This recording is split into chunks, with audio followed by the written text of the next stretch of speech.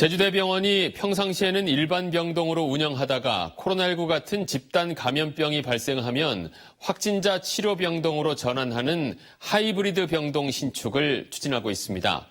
코로나 팬데믹을 겪으면서 확진자 치료의 한계를 여러 차례 경험했기 때문입니다.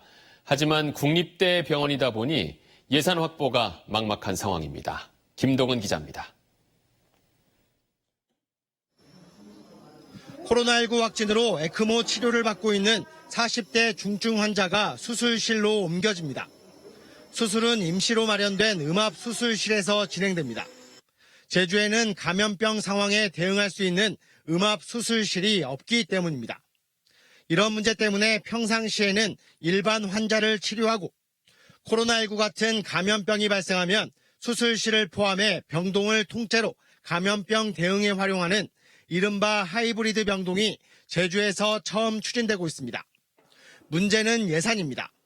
전체 사업비의 75%인 300억 원이 넘는 예산을 자체 부담해야 하는데 예산 확보가 말처럼 쉽지 않기 때문입니다. 지난 2017년 16억 원 수준이던 제주대병원 적자폭은 코로나19가 발생한 지난해에 137억 원을 훌쩍 넘어 9배가량이나 높아졌습니다. 코로나19 환자를 위한 여유 병상을 확보하느라 병상이 제대로 운영되지 않았기 때문입니다.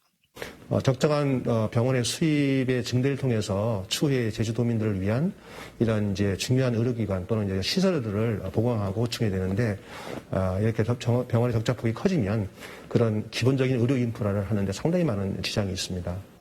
특히 국비나 지방비 지원도 부족한 상황에서 기부금을 모집하기도 쉽지 않습니다. 현행 기부금품법에 따라 국립대병원은 기부금 접수만 가능할 뿐 기부금을 모집할 수 없기 때문입니다. 적극적으로 기부 모집을 하고 있는 사립대학교 병원과도 차이가 있습니다. 서울대병원 등 국립대학 병원협의회가 지속적으로 제도 개선을 요구하고 있는 이유입니다.